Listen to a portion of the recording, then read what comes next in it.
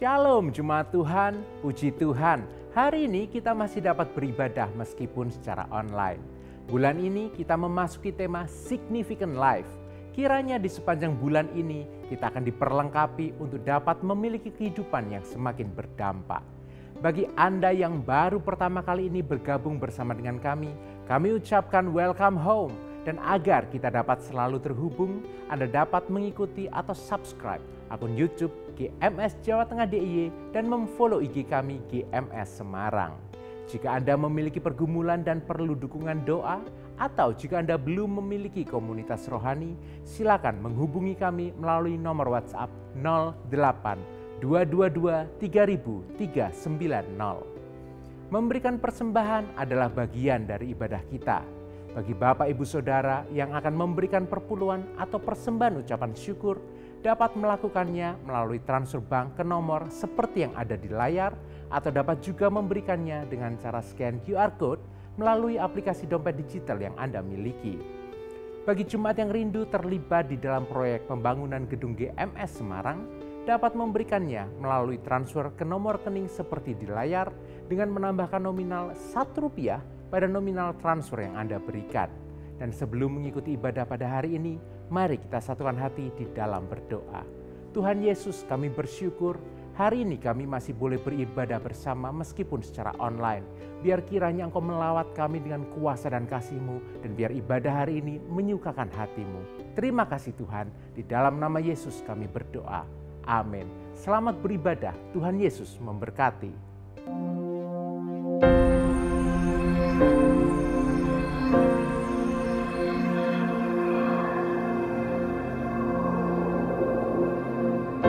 Orang yang suka memuji akan kuat roh doanya.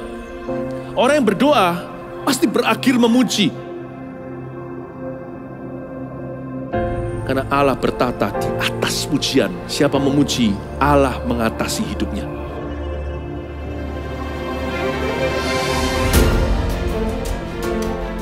The Year of Praise, tahun pujian menjadi sebuah petualangan yang tiada dua. Menjadi sebuah pelajaran hidup yang langsung dari Kristus. Menjadi sebuah pengalaman yang indah. Waktu kita memuji Tuhan, seluruh kerajaan itu berdiri di sampingmu. Waktu kita memuji, seluruh kerajaan Allah dan kereta-keretanya yang tidak kelihatan berkuda dan berapi-api itu berada di kanan kiri. Semakin fisik kita lemah, roh kita semakin memuji Tuhan. Semakin jasmani kita terbatas, semakin rohani kita tidak boleh dibatasi.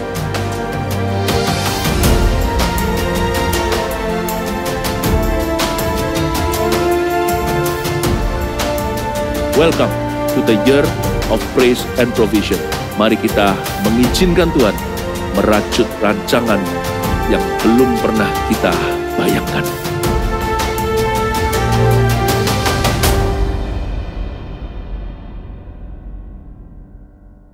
Sukacita Tuhan adalah kekuatan kita, amin.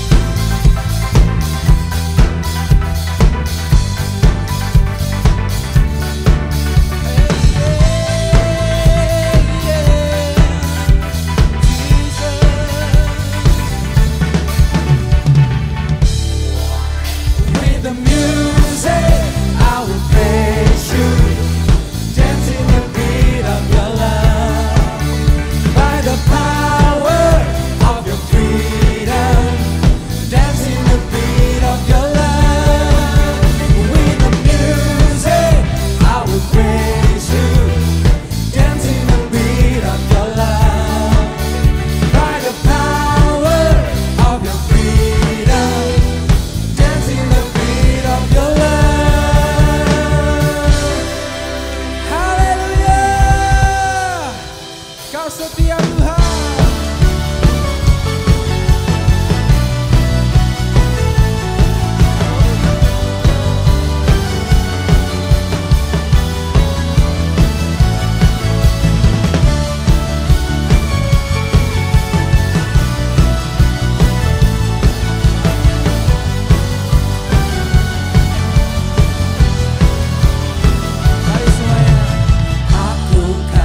Suka karena kasih-Mu,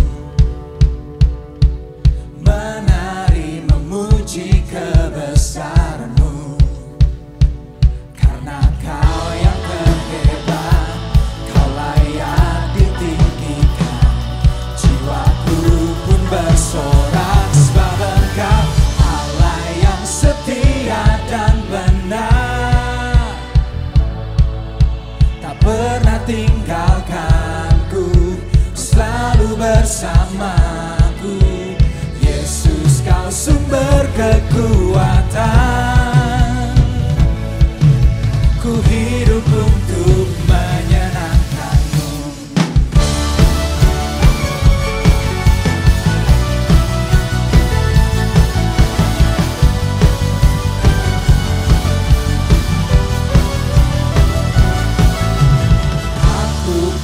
Suka karena kasih-Mu,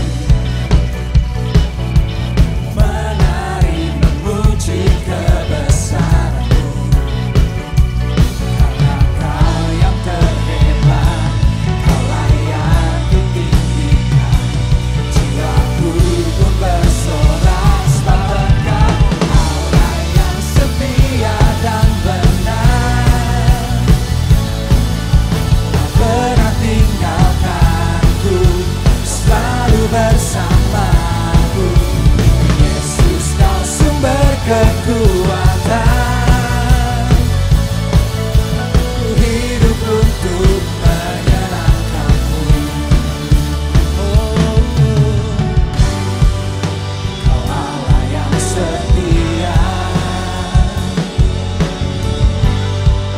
selalu bersamaku. Yesus, Tuhan mulia, hidupku milik-Mu.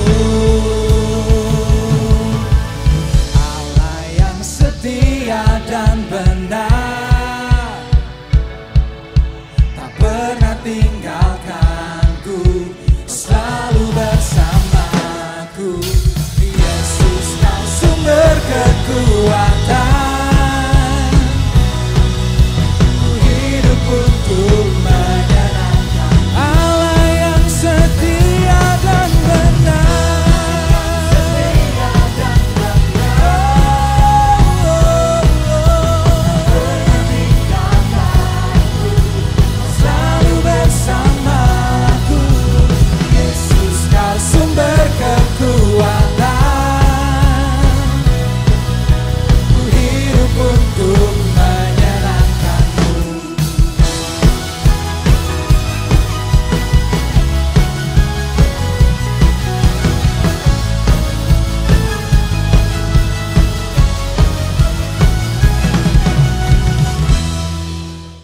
Shalom Bapak Ibu Saudara, sekarang waktunya adalah untuk kita membawa persembahan persepuluhan ke hadapan Tuhan. Ada 3 kebenaran yang penting yang harus kita ketahui mengenai persembahan persepuluhan. Yang pertama berbicara mengenai prioritas. Ketika kita diberkati dapat penghasilan di bulan ini, lalu sebelum kita menggunakan untuk keperluan lain, kita mempostingkan, membudgetkan 1/10-nya, lalu kita bawa kepada Tuhan, berbicara mengenai prioritas di dalam area keuangan. Lalu yang kedua berbicara mengenai ketaatan. Firman Tuhan dalam kitab Maleakhi mengajar demikian, bawalah seluruh persembahan persepuluhan ke rumah Tuhan, supaya ada makanan di sana. Dan ketika kita mengerjakan melakukannya, kita sedang taat melakukan kebenaran firman Tuhan. Dan saya meyakini ketaatan kita kepada firman-Nya akan membawa penggenapan janji Tuhan. Lalu yang ketiga berbicara mengenai iman percaya kita kepada Tuhan. Memang benar kitalah yang bekerja, yang berusaha, kita kerja cerdas, kita kerja keras. Tapi kita meyakini Tuhanlah menjadi sumber berkat yang memberkati seluruh pekerjaan, entah bisnis atau karir yang kita lakukan. Mari kita datang atau bawa persembahan persepuluhan dengan pengertian yang benar dengan 3 kebenaran tersebut. Dan saya meyakini Tuhan juga mengaruniakan berkat kepada kita. Mari kita berdoa bersama-sama untuk persepuluhan. Tuhan Yesus, terima kasih buat berkat dan anugerah-Mu dalam hidup kami. Di area pekerjaan, di area keuangan. Entah bisnis atau karir yang kami bangun. Terima kasih Tuhan, hari ini kami bawa persembahan persepuluhan dengan pengertian yang benar. Berbicara mengenai prioritas. Yang kedua berbicara mengenai ketaatan. Ketiga berbicara mengenai iman kami. Kami bawa dengan hati yang penuh dengan ucapan syukur, dengan sukacita. Karena kami yakin Tuhan menyertai kami. Dan nama-Mu sebagai hamba Tuhan juga berdoa supaya umat-Mu diberkati dalam pekerjaan, dalam keuangan.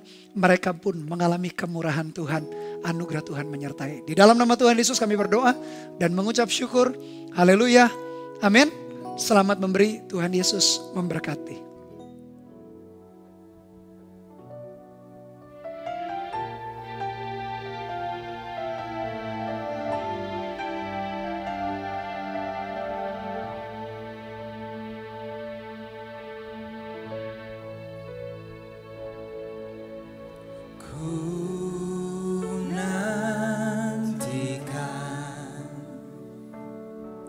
Janji Allah digenapi dalamku, ku harapkan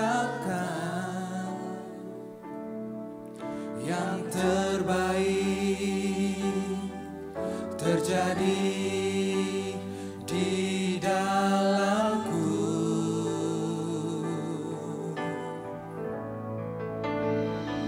Yang ku tahu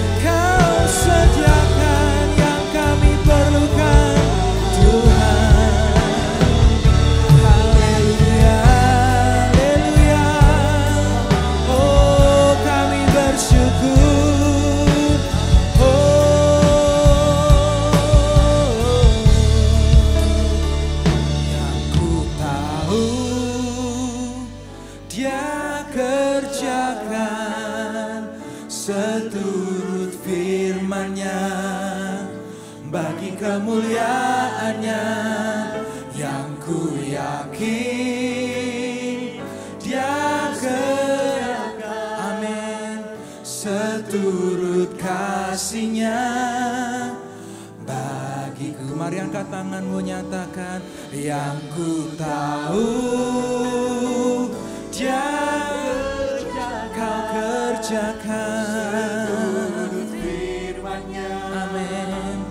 Bagi kemuliaannya yang ku yakin Dia sediakan seturut kasih-Nya bagiku.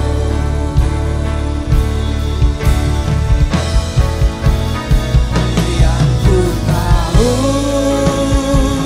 Dia kerjakan seturut firman-Nya bagi kemuliaannya yang ku yakin Dia sediakan seturut kasih-Nya. Shalom Bapak Ibu Saudara, senang bisa beribadah minggu bersama dengan Anda sekalian. Dan saya meyakini kita semua dalam keadaan yang baik karena anugerah Tuhan menyertai kita. Sepanjang bulan ini saya mengangkat topik yang penting akan menuntun kita untuk mengalami kemenangan di marketplace. Di area pekerjaan topik itu berbicara mengenai trustworthy atau dapat dipercaya. Meskipun tujuan akhirnya bukan sekedar promosi atau berkat secara materi dalam pekerjaan, meskipun saya doakan itu juga yang terjadi, tetapi akhirnya adalah kita bisa menyelesaikan rencana dan kehendak Tuhan lewat pekerjaan kita di marketplace. Amsal 28 ayat 20 dikatakan demikian, orang yang dapat dipercaya mendapat banyak berkat. Tetapi orang yang ingin cepat menjadi kaya tidak akan luput dari hukuman. Jelas Alkitab kita mengajar untuk kita tidak kemerungsung buru-buru, tetapi justru membangun kualitas ini di dalam hidup kita, yaitu dapat dipercaya. Dan kali ini saya beri judul, khotbah saya adalah dapat dipercaya ketika disakiti. Salah satu contoh yang terbaik kita belajar bagaimana dia mengalami kemenangan di dalam pekerjaan adalah di dalam kisah atau peristiwa Yusuf dalam Alkitab kita. Mari buka bersama-sama Kejadian 39. Ayat yang pertama dan ayat-ayat berikutnya kita akan melihat dan belajar bagaimana Yusuf membangun hidupnya dapat dipercaya. Tidak heran dia mengalami kemenangan dan tidak berhenti sampai di situ. Bagaimana dia bisa menyelesaikan kehendak dan rencana Tuhan. Itu yang terpenting. Kejadian 39 ayat yang pertama, adapun Yusuf telah dibawa ke Mesir dan Potifar seorang Mesir, pegawai istana Firaun, kepala pengawal raja, membeli dia dari tangan orang Ismail yang telah membawa dia ke situ. Ayat pertama dikatakan, adapun Yusuf telah dibawa ke Mesir. Telah dibawa ke Mesir dari mana? Dari tanah di mana dia dulu atau dari rumah ayahnya. Kenapa dia dibawa ke Mesir? Kita tahu ceritanya. Kakak-kakaknya karena iri kepada Yusuf, lalu merancang, sebetulnya rancangan pertama adalah ingin membunuh Yusuf. Tapi akhirnya tidak jadi, dibuat demikian rupa, akhirnya dibuang ke dalam sumur kering itu. Lalu tidak hanya berhenti sampai di situ, akhirnya dijual kepada orang-orang Midian, jadi budak dan akhirnya sampailah ke Mesir. Peristiwa yang tidak enak, yang tidak menyenangkan, Yusuf disakiti, Yusuf dihianati, dia dimasukkan ke dalam sumur, lalu dijual, lalu dibuang oleh saudara-saudaranya, oleh kakak-kakaknya. Tetapi di balik semua itu ternyata jalan yang sama membawa dia ke dalam rencana dan kehendak Tuhan. Bapak Ibu Saudara, memang kondisi yang kita hadapi kadang-kadang seringkali tidak mudah. Kadang juga kita merasa kita menjadi korban keadaan peristiwa atau korban kejahatan atau ketidaksukaan orang lain terhadap kita. Kita pun seringkali menghadapi kondisi-kondisi yang sukar dalam kehidupan kita, termasuk soal pekerjaan, soal karir atau bisnis kita. Tapi selalu percayalah kalau kita tidak melakukan kejahatan atau dosa, atau bukan karena kesalahan yang disengaja, Kalau itu kejahatan, kalau itu dosa, berarti kita harus bertobat dan berubah. Nggak ada cara lain untuk kita masuk dalam kemenangan Tuhan lewat pekerjaan. Harus sungguh-sungguh punya hati yang tulus dan murni. Tapi kalau kita sudah menjaga hidup kita baik, takut akan Tuhan dan melakukan bagian kita, berarti ada rencana Tuhan di balik semua itu. Percayalah Bapak Ibu Saudara bahwa Tuhan turut bekerja dalam segala sesuatu untuk mendatangkan kebaikan bagi orang-orang yang mengasihi Dia. Memang ketika proses itu terjadi atau masalah itu menekan kita, memang tidak semudah kita mengatakannya bahwa Tuhan turut bekerja dalam segala sesuatu. Tetapi di atas kondisi itu, ambillah keputusan, milikilah komitmen, percayalah bahwa Tuhan itu bekerja.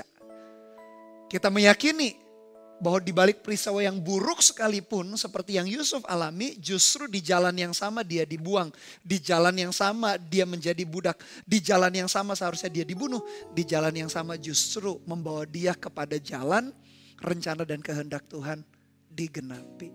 Jadi kita harus meyakini dengan hati yang penuh, dengan hati yang bulat, iman yang teguh, bahwa Tuhan bekerja di balik semua peristiwa. Tangan Tuhan sedang merenda suatu karya yang agung mulia. Saatnya kan tiba nanti, kau lihat pelangi kasih-Nya. Tangan Tuhan sedang merenda Bapak Ibu Saudara. Tangan Tuhan sedang merancang sesuatu.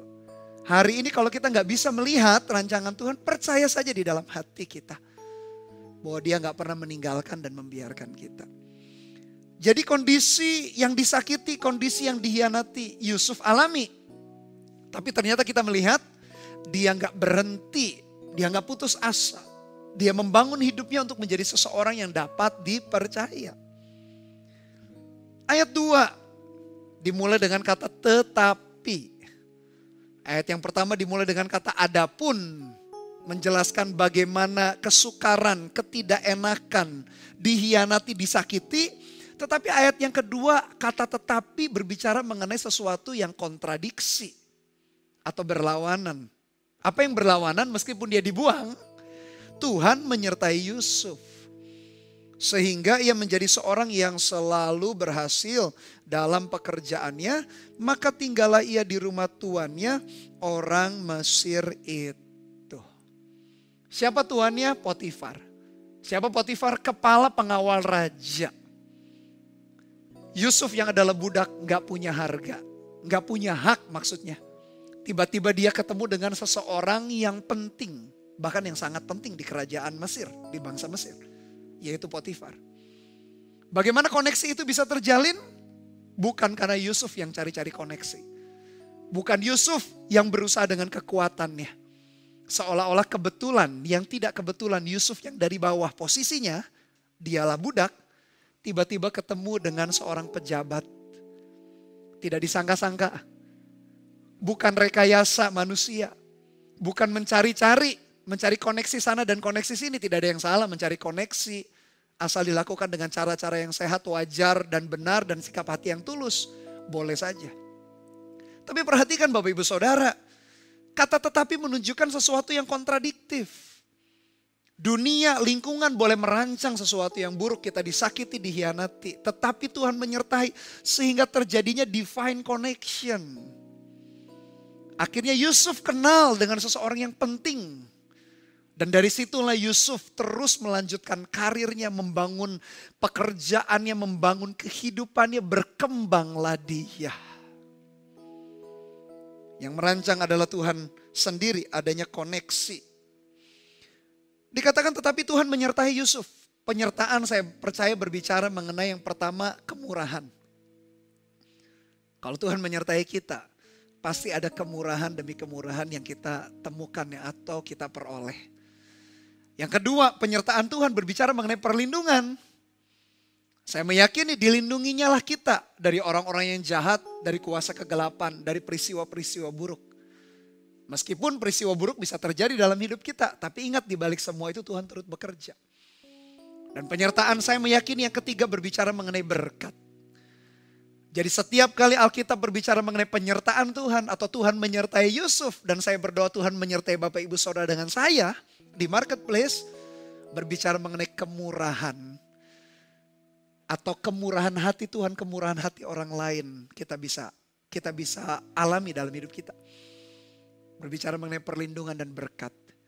3 hal itu akan menjadi nyata di dalam hidup Bapak Ibu Saudara. Saya berdoa ketika kita didapati Tuhan menjadi orang yang dapat dipercaya. Ketika penyertaan Tuhan ada di dalam hidup kita. 3 hal itu kita pun alami langsung Bapak Ibu dan Saudara. 3-in-1 itu.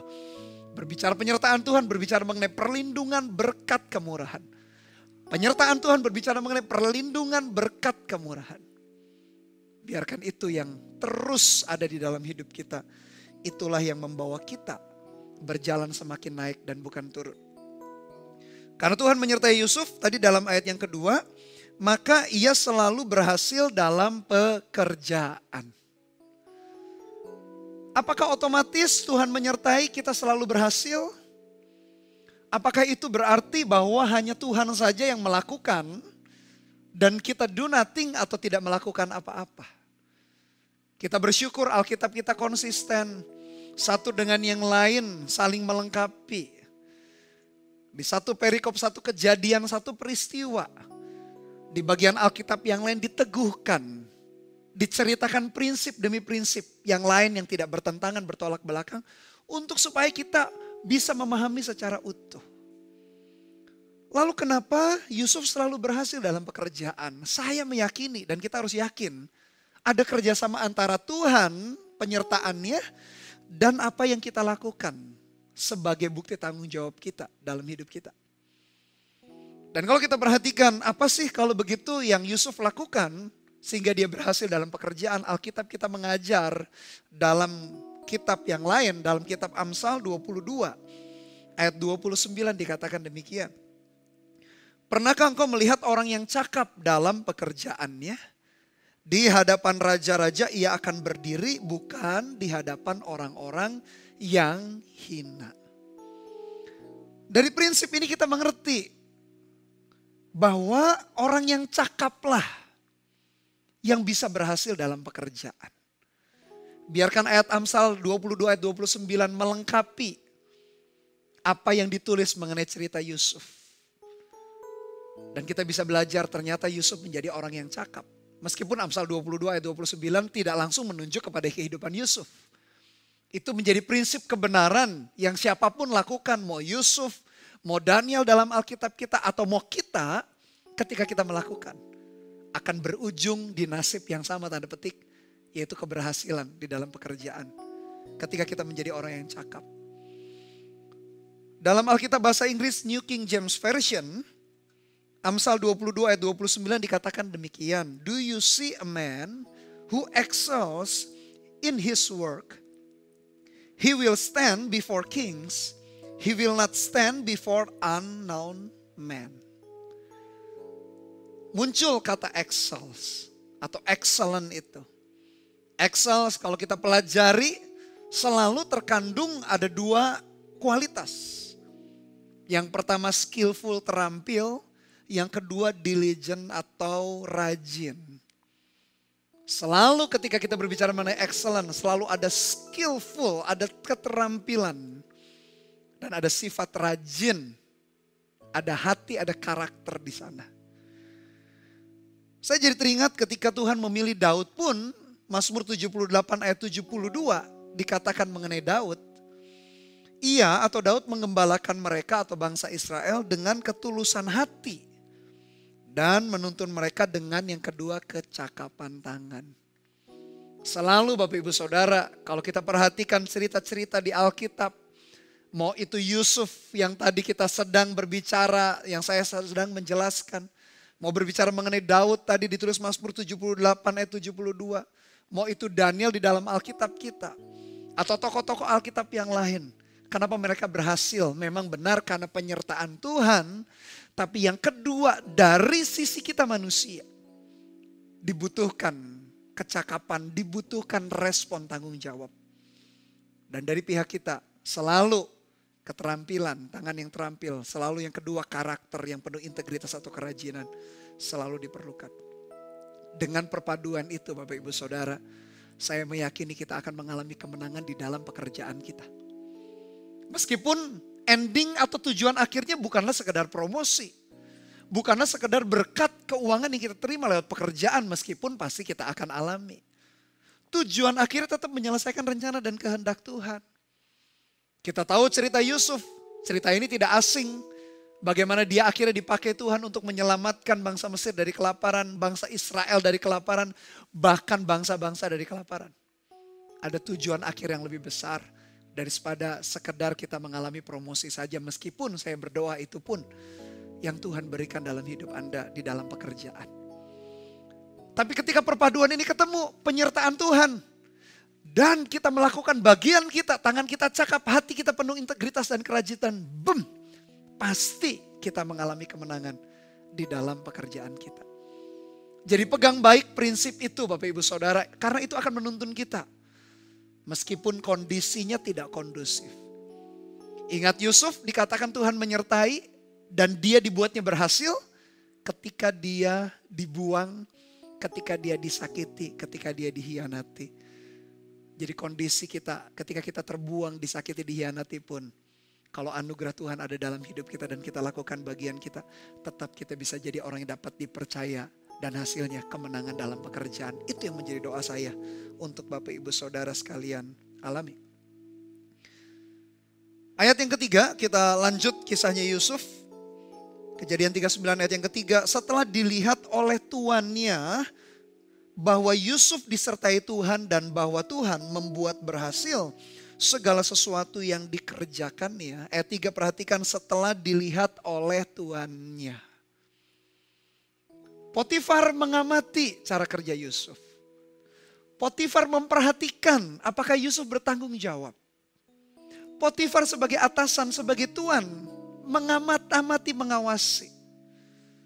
Mungkin bukan hanya dia, tetapi mungkin dia perintahkan orang lain, mungkin mandornya, atau mungkin pemimpin Yusuf dalam pekerjaannya. Pasti ada pemantauan. Bapak Ibu Saudara, hidup kita pun dilihat oleh orang banyak. Dalam pekerjaan kita dilihat oleh atasan kita kalau kita bekerja sebagai kaum profesi. Oleh bawahan kita juga kalau kita menduduki posisi tertentu. Oleh orang lain. Kalau kita punya bisnis juga sama. Hidup kita, prinsip kita, perkataan kita, tingkah laku kita diawasi, diamat-amati oleh partner bisnis kita. Oleh bawahan kita, oleh tim kita, oleh karyawan kita. Selalu saja ada orang yang menilai di sekitar kita. Dan tahu gak Bapak Ibu Saudara, bukan berarti kita menjadi orang yang bermuka dua. Di hadapan orang kita pura-pura baik. Tapi memang Tuhan meminta kita atau menuntun kita supaya kita menjadi suratan yang terbuka. Supaya kita bisa dilihat orang memang dan tidak bermuka dua, harus penuh dengan integritas, penuh dengan apa yang menjadi kehendak dan rencana Tuhan. Selalu di sekeliling kita ada orang-orang yang mengamati kita. Dan tahukah Bapak Ibu Saudara, orang-orang itu ada di antara mereka yang punya kuasa, punya power untuk mengangkat kita. Atau untuk merendahkan kita atau menurunkan kita. Ada orang-orang tertentu hanya mengamati dan belajar dari tingkah laku kita yang baik. Atau bahkan lebih parah, lebih gawat. Dan saya berdoa jangan ada orang yang meniru kejatuhan atau kejahatan kita. Jangan sampai. Tapi di antara mereka ada orang-orang yang punya kuasa, punya wewenang, punya otoritas. Untuk membawa kita naik ke atas. Meskipun kita percaya promosi datang dari Tuhan. Tapi Tuhan tetap menggerakkan manusia di sekitar kita. Jadi ketika kita melakukan segala sesuatu segenap hati. Betul-betul dengan all out, dengan totalitas. Karena pasti ada orang-orang yang mengawasi kita. Ada orang-orang tertentu, dia memang punya kuasa untuk melakukan, mengangkat atau menurunkan kita. Apa yang diamati oleh Potifar unik sekali. Dicatat ayat yang ketiga ada dua hal yang diamati. Yang pertama adalah Yusuf disertai Tuhan. Bangsa Mesir itu penyembah banyak dewa Bapak Ibu Saudara. Mereka punya banyak ilah. Kita tahu ceritanya ratusan tahun setelah itu di bawah kepemimpinan Musa. Tuhan menurunkan 10 tulah. 10 tulah itu kenapa Tuhan kirimkan? Tuhan mau menunjukkan bahwa tidak ada pribadi Tuhan yang lebih tinggi dibanding Dia. Allah yang kita sembah hari ini. Allah yang hidup, Tuhan Yesus. Dalam perjanjian baru kita kenal namanya. 10 tulah itu dibalik semua itu ada dewa-dewa Mesir. Ketika sungai Nil airnya berubah menjadi darah, ada dewanya tuh sungai Nil. Nyamuk, lalat pikat, barah, penyakit sampar, semua ada dewanya. Bahkan dewa yang terakhir, dewa yang ke-9 itu gelap gulita tulah yang ke-9. Dewa matahari, dewa Ra. Dan dewa yang paling tinggi salah satunya adalah Firaun sendiri. Sampai Tuhan menunjukkan anak sulung Firaun pun tak lepas dari yang namanya kematian. Bangsa Mesir punya dewa, punya ilah. Potifar pasti menjadi penyembah dewa-dewa di Mesir. Sedangkan Yusuf, orang Ibrani, anak Yakub, dia menyembah Allah yang berbeda dengan Allahnya Potifar. Kenapa Potifar bisa ngambil keputusan bahwa Yusuf itu disertai Tuhan? Berarti di dalam imannya, dalam kepercayaan Yusuf kepada Tuhan, dia tetap menunjukkan bahwa dia punya Tuhan yang dia sembah, yang dia kagumi. Dia menunjukkan imannya, dia tidak malu-malu. Bukan berarti ketika kita dalam pekerjaan, bos kita atau rekan kita berbeda kepercayaan, lalu kita lakukan tindakan-tindakan yang aneh secara agamawi. Tetapi menunjukkan iman kita lewat perkataan, lewat tindakan kita yang saleh. Itu justru tetap diperlukan. Biarkan orang-orang lain di sekeliling kita tahu bahwa kita adalah orang Kristen. Bukannya sekedar orang Kristen atau agama saja, agamawi. Tapi kita tahu kita punya Tuhan yang hidup. Saya jadi teringat Yesus sendiri berkata, kitalah terang dunia. Biar orang lain melihat perbuatan kita yang baik dan memuliakan Bapa kita di sorga yang gak kelihatan atau mungkin yang mereka gak kenal. Yusuf akhirnya diamati oleh Potifar atasannya. Tuhan menyertai. Potifar amat-amati, kayaknya Yusuf punya Tuhan lain deh. Punya dewa lain, punya ilah lain yang aku Potifar sendiri gak kenal. Meskipun dewa di Mesir juga banyak banget. Tapi akhirnya karena Yusuf menunjukkan imannya, saya meyakini akhirnya Potifar tahu siapa Tuhan, siapa Allah yang disembah oleh Yusuf. Meskipun Tuhan itu berbeda dengan Tuhan yang disembah oleh Potifar. Perhatikan Bapak Ibu Saudara, dalam pekerjaan pun, dalam bisnis atau karir yang kita bangun pun, tetap iman Kristen, iman percaya kita kepada Tuhan tak boleh dikompromikan. Bahkan kita bisa jadi berkat. Bahkan orang lain bisa kenal Tuhan kita lewat pekerjaan yang kita jalani hari ini. Jangan malu ketika kita harus memperkenalkan atau mengungkapkan iman kita yang sesungguhnya. Meskipun dengan cara-cara yang bijaksana tentu saja. Bukan dengan cara-cara yang aneh. Tapi dengan cara-cara yang bijaksana, yang sewajarnya. Tapi Yusuf menunjukkan imannya. Yang kedua yang diamati oleh Potifar adalah Tuhan membuat berhasil segala sesuatu dalam segala sesuatu. Berarti Yusuf yang kedua diamati bukan hanya sekedar koar-koar dia punya iman. Tetapi ditunjukkan dengan tindakan nyatanya. Dia adalah seseorang yang bertanggung jawab. Apa yang ditaruh di tangannya diselesaikannya. Bagaimana dengan kita Bapak Ibu Saudara? Apakah orang lain lihat penyertaan Tuhan? Berarti ada iman yang kita tunjukkan. Tapi ketika mereka lihat tindakan kita, mereka kaget. Katanya orang Kristen, katanya aktif di gereja, katanya melayani. Tapi tanggung jawabnya di tangan gak ada yang beres atau gak ada yang betul-betul diselesaikan dengan baik. Saya berdoa tidaklah demikian. Tetaplah jadi orang dapat dipercaya. Sambil menunjukkan iman percaya kita kepada Tuhan. Orang lain lihat Tuhan lewat hidup kita. Tapi kita didapati orang yang bertanggung jawab. Saya jadi teringat dengan Daniel dalam Alkitab kita. Dicatat Daniel 6 ayat yang keempat dikatakan demikian. Kemudian para pejabat tinggi dan wakil raja itu mencari alasan dakwaan terhadap Daniel dalam hal pemerintahan.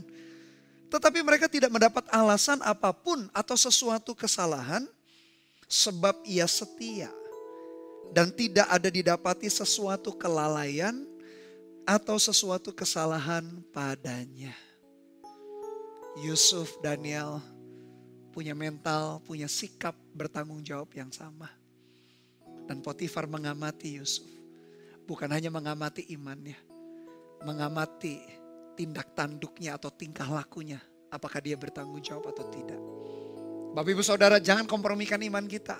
Tunjukkan iman kita. Tapi dalam waktu yang bersamaan, tunjukkan juga iman kita lewat perbuatan. Dengan cara apa? Bertanggung jawab dalam setiap kepercayaan yang diberikan dalam pekerjaan kita. Jangan pintar atau pandai cari alasan Bapak Ibu Saudara. Pandai cari solusi harus. Pandai cari alasan jangan. Selalu saja cari alasan, ketika deadline lewat kita punya alasan.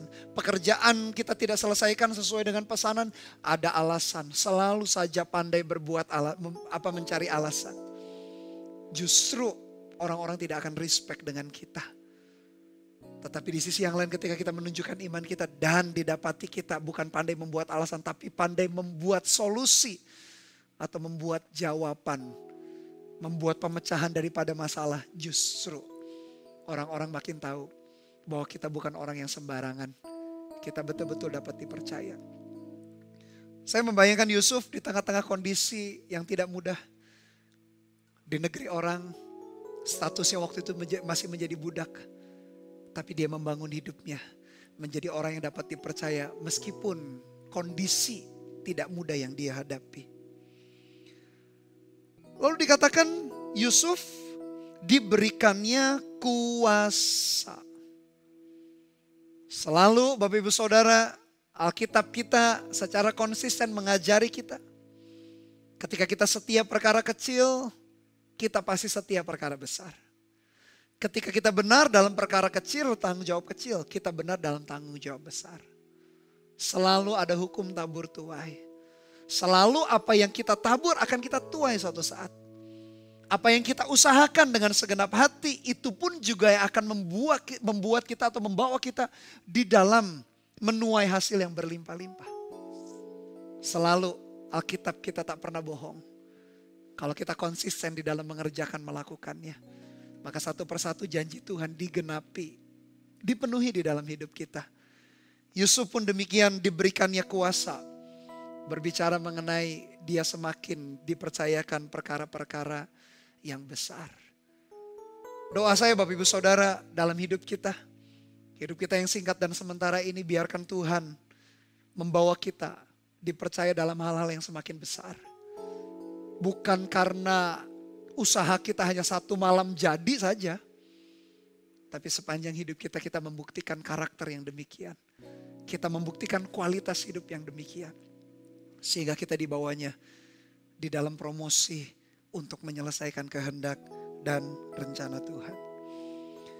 Ayat yang kelima, sejak ia, yaitu Potifar, memberikan kuasa dalam rumahnya dan atas segala miliknya kepada Yusuf, Tuhan memberkati rumah orang Mesir itu karena Yusuf. Sehingga berkat Tuhan ada atas segala miliknya, baik yang di rumah maupun yang di ladang. Perhatikan penulis kitab Kejadian, Musa mencatat dengan begitu presisi akurat. Dikatakan sejak Potifar. Kapan Potifar makin diberkati? Sejak ia memberikan kuasa kepada Yusuf atas rumah dan segala miliknya. Bapak Ibu Saudara, Tuhan memanggil Abraham untuk menjadi berkat bagi banyak bangsa. Ketika pertama kali Tuhan memanggil Abraham, ada 4 berkat yang Tuhan katakan. Tercatat dalam Kejadian 12 ayat yang kedua, ada 4 berkat. Yang pertama, engkau akan menjadi bangsa yang besar. Aku akan memberkati engkau. Aku akan membuat namamu masyhur. Dan yang terakhir, engkau akan menjadi berkat bagi bangsa-bangsa. Abraham, bapak orang beriman itu, bapak orang percaya itu, sejak Tuhan panggil ada 4 berkat. Dan berkat yang paling besar adalah berkat menjadi bangsa-bangsa. Memang Abraham menjadi bangsa yang besar, namanya masyhur, dia diberkati. Tetapi berkat yang terbesar di antara keempatnya adalah menjadi berkat bagi orang lain. Abraham sudah menjadi berkat bagi orang lain. Turun kepada anaknya namanya Ishak. Ishak menjadi berkat bagi orang lain. Ishak turun kepada anaknya Yakub menjadi berkat bagi orang lain. Dan Yusuf itu berarti generasi keempat. Sejak berita atau janji itu diberikan kepada Abraham, nenek moyangnya. Dan tahu nggak Bapak Ibu Saudara, janji Tuhan kepada Abraham tetap digenapi di generasi keempat, yaitu Yusuf. Sejak Potifar menyerahkan seluruh milik dan rumahnya, rumahnya diberkati, berarti Yusuf telah menjadi berkat bagi seisi rumah atau bagi keluarga Potifar. Dia telah menjadi berkat bagi orang lain. Demikian juga dengan kita. Oleh karena itu sepanjang bulan ini kalau berbicara mengenai trustworthy, bisa dapat dipercaya. Ending atau tujuan akhirnya bukan sekedar promosi yang kita peroleh. Bukan sekedar berkat yang kita terima. Tetapi justru Tuhan mau bawa kita menjadi berkat bagi orang lain. Berkat menjadi bagi bangsa-bangsa yang lain. Dan Yusuf pun mengalami atau dia melakukan hal itu. Dia telah menjadi berkat. Terbukti janji Tuhan itu digenapi. Terbukti sekali dia berjanji. Ketika kita taat berjalan di dalamnya, pasti satu persatu janji itu digenapi dan digenapi.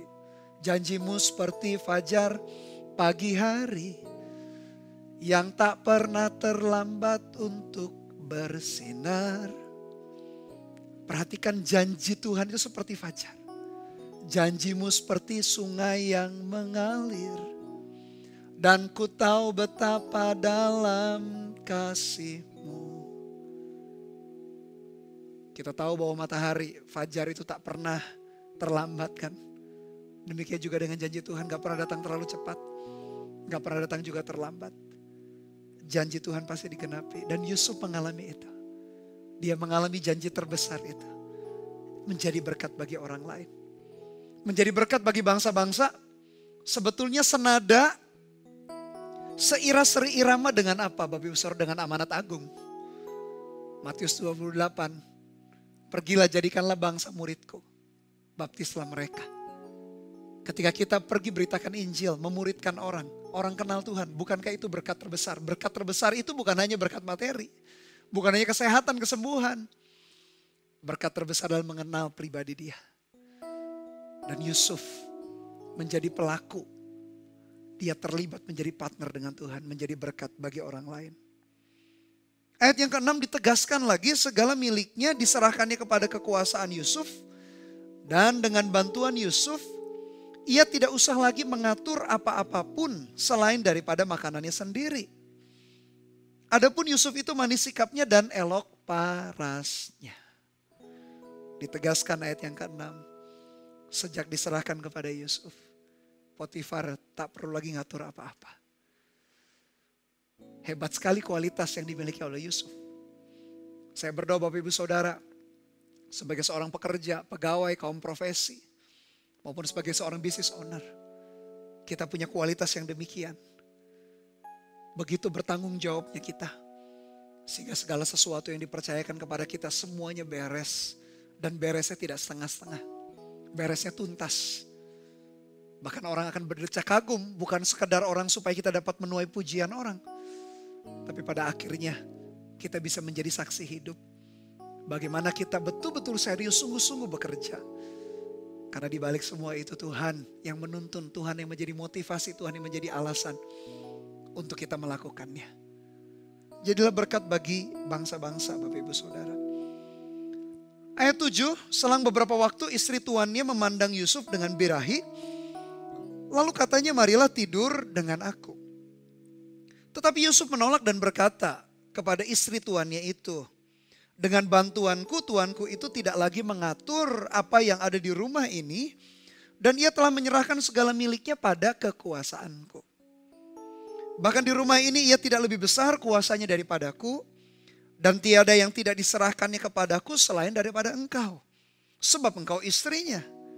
Bagaimanakah mungkin aku melakukan kejahatan yang besar ini dan berbuat dosa terhadap Allah? Bapak Ibu Saudara, Yusuf lagi enak-enaknya membangun karirnya. Sudah cocok dengan kinerja, cara kerja, sistemnya orang Mesir, Potifar. Dia sedang menaiki puncak karir di rumahnya Potifar. Dan dia sudah berada di puncak karir di rumah Potifar. Belum puncak yang Tuhan mau dia bawa ke sana. Ada godaan, ada tantangan, ada cobaan. Yang tidak disangka-sangka. Yaitu istri Potifar dengan birahi, dengan nafsu, ingin tidur dengan Yusuf. Bapak Ibu Saudara, kadang-kala tantangan masalah itu bisa datang dari arah yang berlawanan atau yang gak ada hubungannya dengan pekerjaan yang kita lakukan. Kalau pekerjaan tantangannya mungkin ada orang korupsi, ada orang nipu kita gak baik ngatur manajemen keuangan, kita one prestasi mungkin. Jadi kadang-kadang seputar itu soal pekerjaan. Siapa sangka Yusuf ketika bekerja dengan baik, godaannya justru dari arah yang lain. Godaannya justru godaan secara seksual. Tapi Yusuf punya prinsip. Bapak Ibu Saudara, hati-hati juga berjaga-jagalah. Berjaga-jagalah dan berdoalah. Yesus bahkan mengingatkan kita untuk berdoa senantiasa karena daging lemah. Kadang-kadang serangan dari mana saja, dari area manapun yang kita anggap gak ada hubungannya dengan keuangan, yang gak ada hubungan dengan pekerjaan, tiba-tiba ada arah saja, musuh atau cobaan itu datang saja. Tapi kita perhatikan Yusuf tetap menang meskipun cobaan itu datang tiba-tiba. Dan sejak saat itu berhari-hari, setiap hari bahkan istri Potifar menggoda dia. Tapi tak disangka, tak diduga tantangan itu datang dari arah lain. Tapi Yusuf kenapa menang? Dicatat di dalam ayat yang ke-8, tetapi Yusuf menolak dan berkata. Jadi dia punya prinsip. Dengan bantuanku, tuanku itu tidak lagi mengatur apa yang ada di rumah ini. Dan ia telah menyerahkan segala miliknya pada kekuasaanku. Bahkan di rumah ini ia tidak lebih besar kuasanya daripadaku. Dan tiada yang tidak diserahkannya kepadaku selain dari engkau. Sebab engkau istrinya. Kenapa Yusuf bisa menang? Yang pertama, karena dia mengerti batasan. Semua miliknya memang diserahkan kepada Yusuf untuk dikelola. Kecuali istrinya. Orang seringkali gak suka dengan pagar. Seringkali gak suka dengan rambu-rambu. Seringkali gak suka dengan batasan. Tapi tahu gak Bapak Ibu Saudara, justru hidup yang tanpa batasan, yang tanpa pagar mengerikan. Bahkan tubuh kita didesain, ketika ada panas yang terlalu berlebihan, kita langsung menarik tangan kita, bukan? Ada debu yang kecil masuk ke mata kita, langsung mata kita berkedip bahkan mengeluarkan air mata dan kita akan nutup mata kita. Bukankah batasan-batasan tubuh kita pun juga baik? Tuhan desain demikian. Dalam perjalanan hidup kita pun pagar batasan membuat kita justru tidak hancur. Kenapa Yusuf menang meskipun diserang tiba-tiba dari arah yang lain? Dia bergumul soal pekerjaan kok. Dia dibuang sama saudara-saudaranya kok tiba-tiba cobaan godaan seksual muncul. Tapi dia tetap bisa menang karena tahu batasan. Yang kedua, dia berkata di dalam ayat yang ke-9b, bagaimanakah mungkin aku melakukan kejahatan yang besar ini dan berbuat dosa terhadap Allah? Yang kedua, dia takut akan Allah. Dia gak aji mumpung. Mumpung istrinya mau, dia yang ngajak. Dan mumpung gak ada orang, akhirnya dia jatuh. Mumpung kita punya kekuasaan, lagi punya posisi, akhirnya kita mengabuse atau menyalahgunakan. Yusuf tidak berbuat demikian. Dia tetap takut akan Tuhan. Itulah yang menjaga hidupnya. Meskipun diserang dari arah yang berlawanan. Meskipun diserang dari arah yang tak disangka, tak diduga. Dia tetap dapat dipercaya. Secara integritas, secara karakter. Dan dia tetap takut akan Tuhan. Bahkan dikatakan walaupun dari hari ke hari ayat 10 perempuan itu membujuk Yusuf. Yusuf tidak mendengarkan bujukannya itu untuk tidur di sisinya dan bersetubuh dengan dia dari hari ke hari.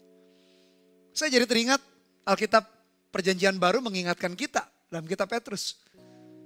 Berdoa dan berjaga-jagalah. Iblis sama seperti singa yang mengaum-ngaum.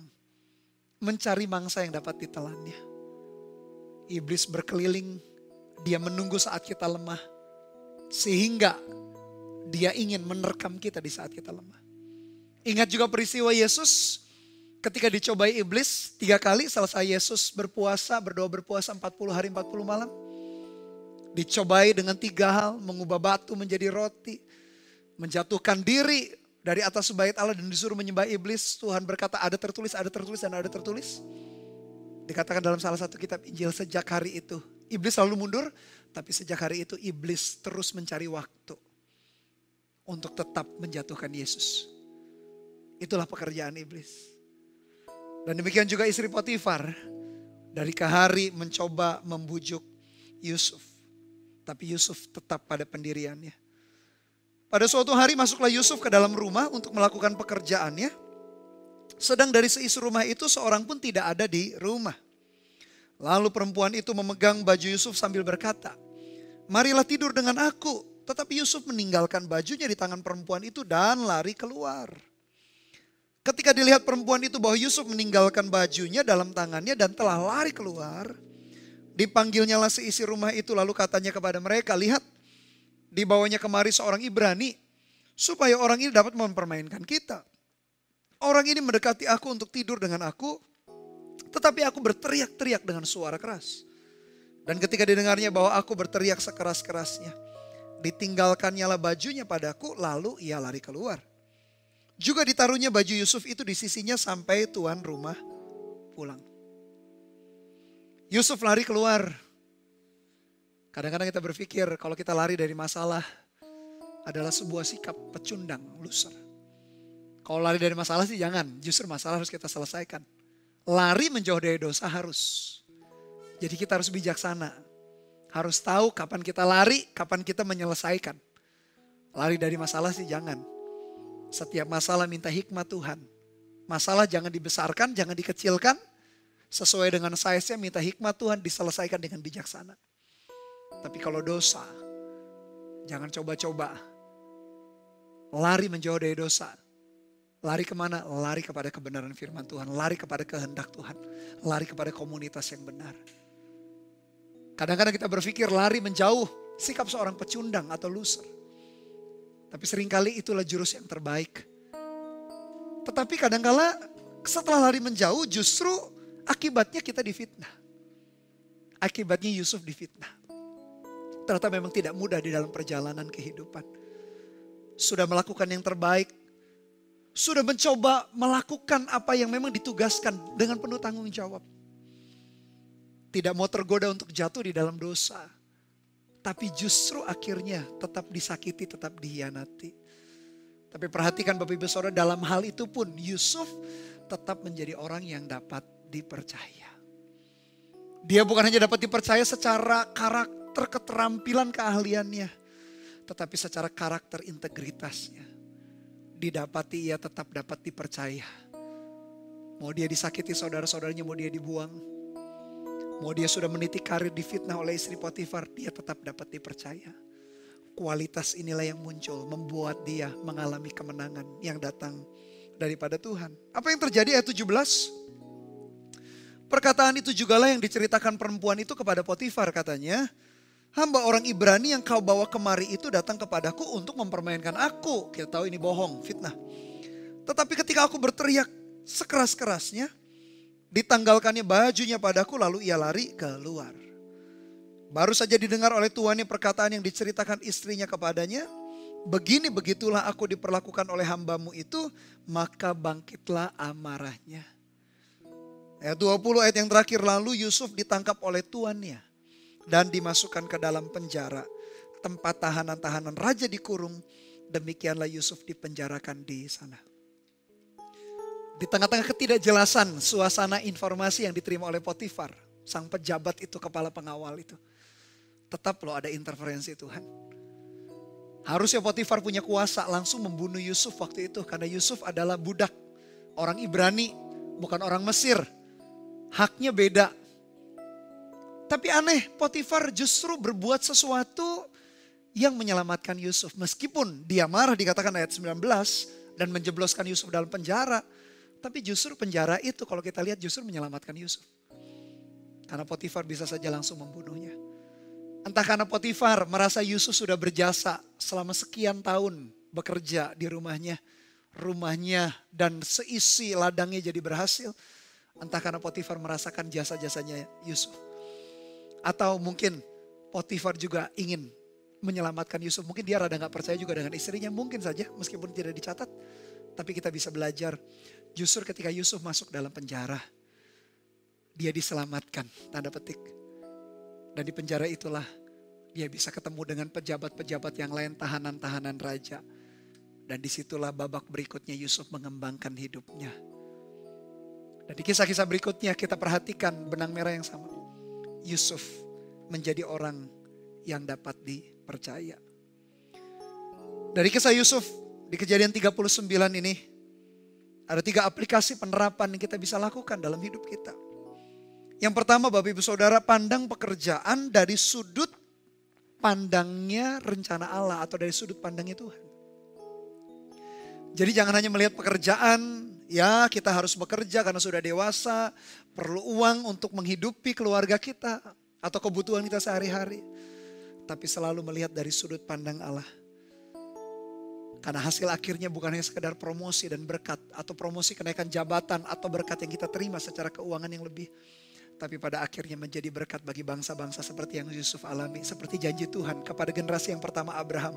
Turun kepada Ishak, turun kepada Yakub, turun kepada generasi yang keempat yaitu Yusuf. Aplikasi yang kedua adalah tidak kompromi dengan dosa. Dan bagaimana tadi Yusuf menang, tiba-tiba ada cobaan dari arah yang tak disangka. Dia menang karena dia ngerti batasan. Bersyukur kalau ada batasan, kalau ada pagar dalam hidup kita. Dan yang kedua karena dia takut akan Tuhan. Dan aplikasi yang terakhir, pertajam keahlian dan bertumbuh dalam karakter. Itulah yang membuat Yusuf berhasil dalam setiap pekerjaannya. Dia tidak menyembunyikan imannya sampai orang lain pun yang tak kenal Tuhan, Potifar, tahu bahwa Yusuf disertai Tuhan. Tapi yang kedua dia tunjukkan iman lewat perbuatannya dengan perbuatan bertanggung jawab. Tidak pandai cari alasan, justru pandai cari solusi atau pemecahan. Kalau kita lakukan itu, kita menjadi orang yang dapat dipercaya, mendapat banyak berkat dan menyelesaikan kehendak dan rencana Tuhan. Amin. Mari kita pejamkan mata sejenak. Arahkan hati kita kepada Tuhan. Apapun kondisi yang kita hadapi, apalagi hari ini berbicara dengan spesifik, dapat dipercaya ketika disakiti, ketika dikhianati. Yusuf menunjukkan dia tetap dapat dipercaya. Tak heran Tuhan memilih dia, mengangkat dia menjadi orang kepercayaan untuk selesaikan rencana dan kehendak Tuhan. Materaikan firman-Mu dalam hati kami semua. Dalam nama Tuhan Yesus nyanyikan lagu ini sama-sama. Saat ku tak melihat jalan-Mu, saat ku tak mengerti rencana-Mu, namun tetap ku pegang janji-Mu.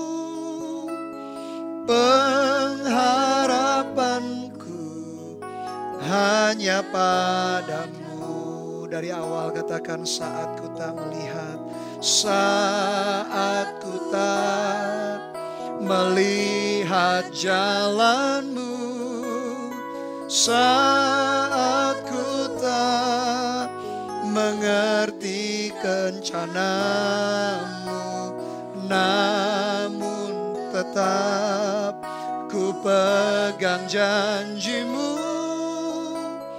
Pengharapanku hanya padamu. Katakan hatiku percaya, hatiku percaya,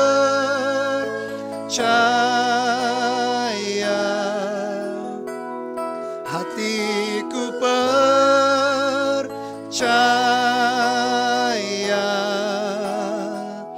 hatiku percaya,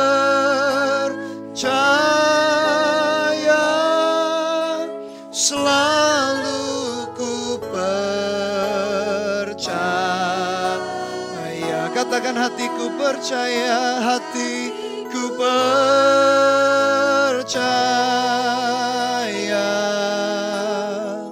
hatiku percaya,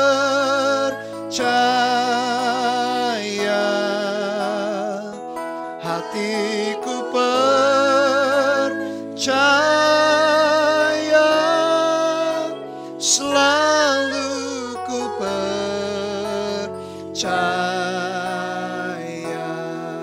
Ulangi dari awal, jadikan doa kita, jadikan iman kita kepada Dia. Katakan bersama-sama, saat ku tak melihat jalan-Mu, saat ku tak mengerti rencanamu, namun tetap ku pegang janjimu. Pengharapanku hanya padamu. Hatiku percaya, hatiku percaya, hatiku percaya,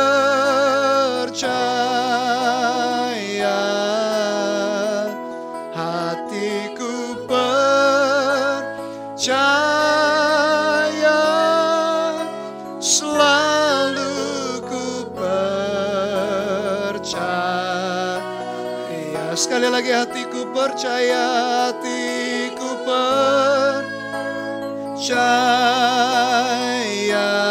dengan iman, hatiku percaya,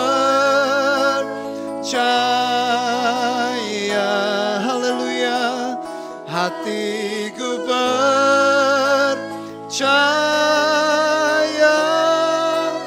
selalu ku percaya. Kita sembah Tuhan, oralah nama, syukurilah nama, takaralah. Kami percaya kepada firman-Mu dan janji-Mu ya Tuhan. Kiaralah dabo syana mata karalah, kiaralah dabo. Apapun kondisi, apapun situasi yang kami hadapi, kami percaya padamu Tuhan. Kami percaya janji-Mu, kami percaya penyertaan-Mu ya Tuhan. Kami percaya anugerah-Mu dilimpahkan. Gorala nama syana marala namu, kiara larabo syane marala daba, kiara de syara larabo. Kami angkat hati dan iman kami hanya padamu Tuhan. Percaya kepadamu, kami gak mau ragu akan setiap janji dan firman-Mu. Janji dan firman-Mu ya dan amin. Terima kasih ya Tuhan. Haleluya. Hatiku percaya,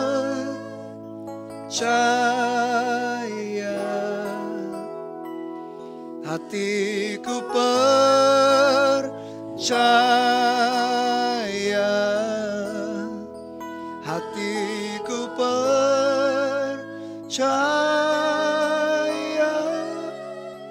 selalu ku percaya. Biar musik saja mengalunkan lagu dengan lembut. Arahkan hati kita kembali kepada Tuhan. Berbicara mengenai orang yang dapat dipercaya mendapat banyak berkat. Belajar dari teladan Yusuf. Dalam kondisi disakiti, kondisi dibuang, kondisi dikhianati oleh orang-orang yang dekat dengan dia, saudara kandungnya.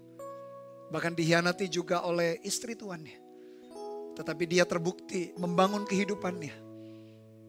Karirnya, keahliannya menjadi orang yang dapat dipercaya. Tapi tak berhenti sampai di situ. Karakternya pun, integritasnya pun dapat dipercaya. Tak heran Tuhan memakainya besar. Hasil akhir promosi atau kemenangan di marketplace bukan hanya sekedar keuangan atau jabatan yang naik. Tapi bagaimana pada akhirnya kita selesaikan rencana dan kehendak Tuhan. Penulis kitab Kejadian menulis dengan detail, dengan teliti. Sejak Potifar menyerahkan seluruhnya kepada Yusuf, Tuhan memberkati seisi keluarganya Potifar. Bukankah itu janji Tuhan kepada Abraham generasi yang pertama?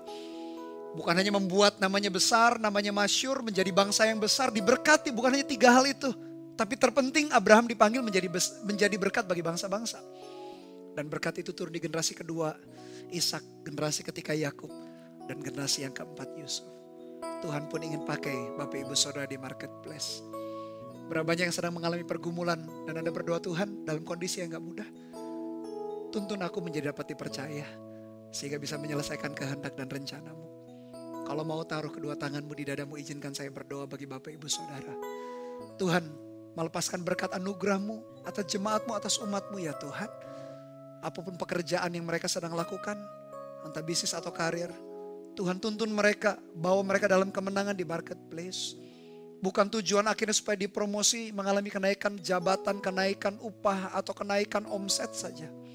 Tetapi hasil akhirnya menyelesaikan kehendak dan rencanamu. Sama seperti Abraham dipanggil bukan hanya menjadi bangsa yang besar, membuat namanya masyhur, atau dia diberkati saja. Tapi menjadi berkat bagi bangsa-bangsa, demikian juga dengan umatmu. Ketika Tuhan memberkati, menyertai, kami tahu itu bukan tujuan akhirnya. Tujuan akhirnya kemenangan dalam marketplace, dalam pekerjaan kami adalah kami selesaikan rencana kehendak Tuhan. Berkati urapi umatmu dalam kondisi disakiti, dihianati pun menjadi orang yang tetap cemerlang, dapat dipercaya. Melepaskan berkat anugerah hikmat secara praktis juga Tuhan, divine connection, setiap sumber daya mereka butuhkan untuk mereka mengalami kemenangan di marketplace, dalam pekerjaan mereka Tuhan yang mengaruniakan. Perjalanan mereka akan terus naik dan bukan turun. Karena Tuhan menyertai kehidupan umat-Mu Tuhan. Meteraikan firman-Mu dalam hati kami. Sungguh-sungguh kami percaya firman dan janji-Mu. Bahwa kami Tuhan mampu dan dapat menyelesaikan kehendak dan rencana-Mu. Sampai tuntas, sampai garis akhir. Dalam nama Tuhan Yesus. Katakan sekali lagi, hatiku percaya. Hatiku percaya. Dengan segenap hati katakan, hatiku percaya,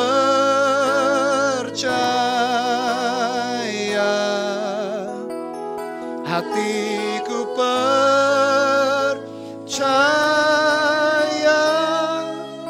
selalu ku percaya, selalu ku percaya, selalu ku percaya. Sekali lagi katakan dengan iman, selalu ku percaya, selalu ku percaya.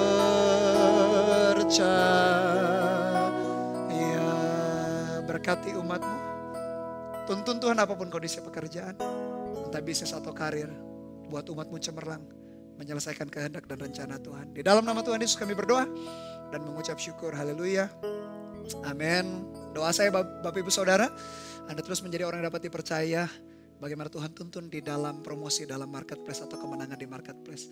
Dan pada kesempatan kali ini adalah waktu yang terbaik bagi Anda, Bapak Ibu Saudara sekalian yang belum pernah menerima Tuhan Yesus sebagai Tuhan dan Juru Selamat pribadi. Anda perlu menerima Dia supaya Anda memasuki kehidupan yang baru. Dituntunnya dalam anugerah.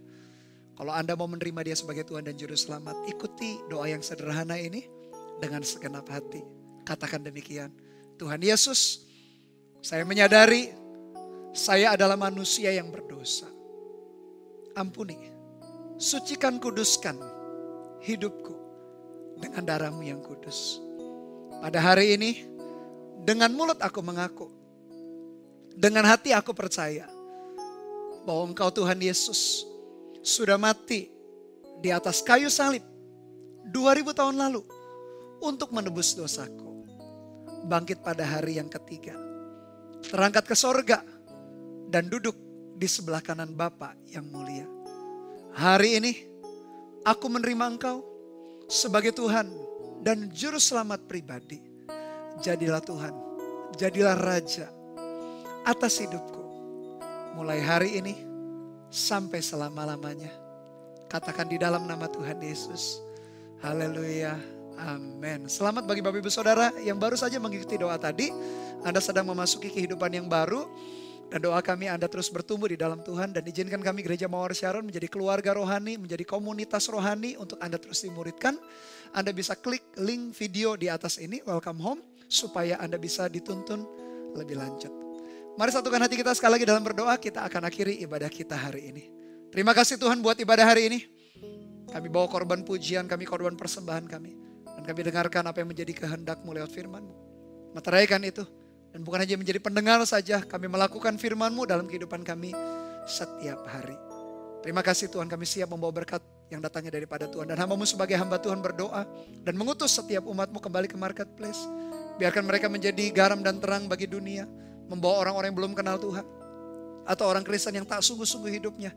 Datang kepada Tuhan lewat kehidupan kami sebagai umat-Mu. Perhatikan kedua tangan-Mu yang terangkat hari ini. Tuhan pegang dengan tangan kanannya membawa kemenangan. Sehingga apapun yang Kau kerjakan dengan kedua tangan-Mu dalam ketaatan-Mu kepada Dia, Tuhan akan buat segala sesuatunya berhasil. Langit di atas menjadi sorga terbuka, tanah di bawahmu menjadi tanah subur. Pekerjaan-Mu diberkati.